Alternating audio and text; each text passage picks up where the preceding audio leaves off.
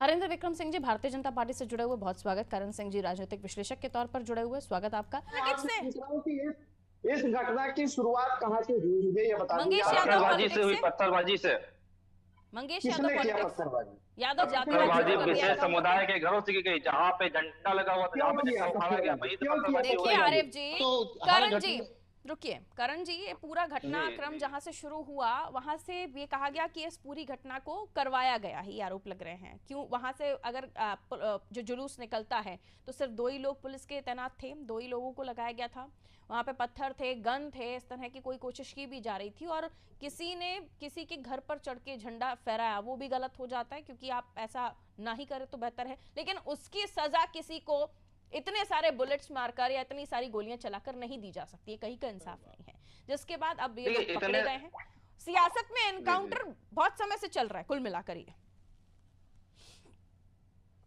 देखिए पारुल जी, मैं एक संजोग वाली बात है कि मैं यहीं का स्थानीय हूँ जहाँ की घटना है महाराज बहराइच की। मैं यहाँ से 20 किलोमीटर की दूरी पे बैठा हुआ हूँ जी जी, और सब मैं घटनाक्रम बराबर देख रहा हूँ लगातार, और आज मैं वहीं पर था भी। और जो ये घटनाक्रम बहराइच में हुआ था पत्थरबाजी का, इसकी शुरुआत पत्थरबाजी से हुई थी, जो कि सभा के हमारे मित्र पूछ रहे थे बार बार। जी जी जी, पत्थरबाजी से शुरुआत हुई थी और ये पत्थरबाजी पहली बार नहीं हुई। ये बहराइच में लगातार पिछले 4 सालों से, और उसी क्षेत्र में महाराजगंज में और खैरा बाजार वहां के पास में ही है, वहां पे लगातार हर बार जो शोभा यात्रा निकलती है वहां पे पत्थरबाजी होती है, लगातार होती है। इस बार भीड़ थोड़ी उग्र हो गई और केवल एक रामगोपाल मिश्रा नाम का जो युवक था, वो गुस्से में आकर के, प्रतिक्रिया में आकर के उसने झंडा को उखाड़ दिया और पहले पत्थरबाजी हो रही थी तब ये रिएक्शन गया है। आपका ये बताना है क्योंकि आप वहां पे प्रत्यक्षदर्शी हैं सारी चीजों के। हाँ, कई सालों के बाद ये हुआ, लगातार हम लोग सहते आ रहे हैं पत्थरबाजी को। पत्थरबाज कभी जेल भी नहीं जाते हैं, और इस बार जो 5 आरोपी बनाए गए हैं, 6 आरोपी थे, 5 कर दिए गए। उन 6 आरोपी में केवल वही लोग हैं जिन्होंने बेरहमी से मर्डर किया, बिल्कुल हैवानियत से मर्डर किया। उसका नाखून उखाड़े, करंट दिए, झटके दिए, उसके बाद उसको गोलियों मतलब 36 छर्रे निकले उसके शरीर से। तो और उन लोगों के खिलाफ अभी भी FIR नहीं हुई, मुकदमा नहीं हुआ जिन लोगों ने पत्थरबाजी की थी, और पूर्व में भी जिन लोगों ने पत्थरबाजी की थी उन पे भी कुछ नहीं एक्शन हुआ है।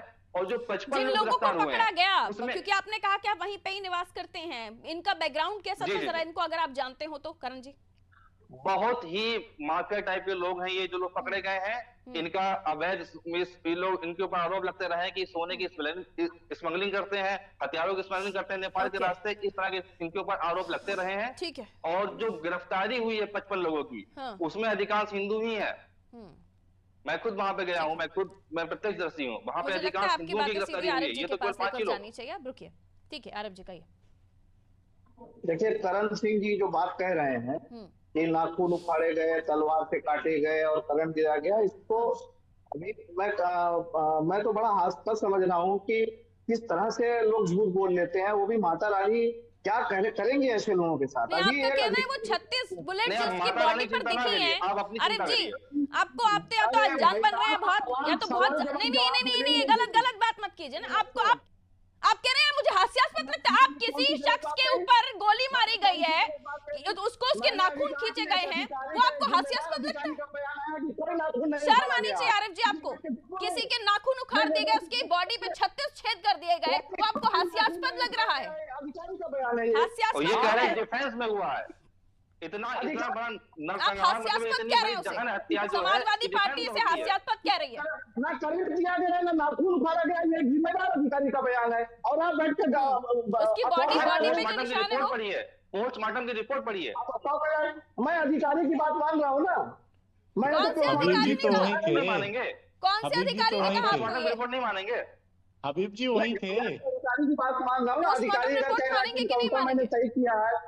पत्थरबाजी भी नहीं होती है। लगातार जो ये ट्रेंड चला है पिछले 7-8 सालों से कि शोभा यात्रा पत्थरबाजी होती है, कोई पत्थरबाजी भी नहीं होती है।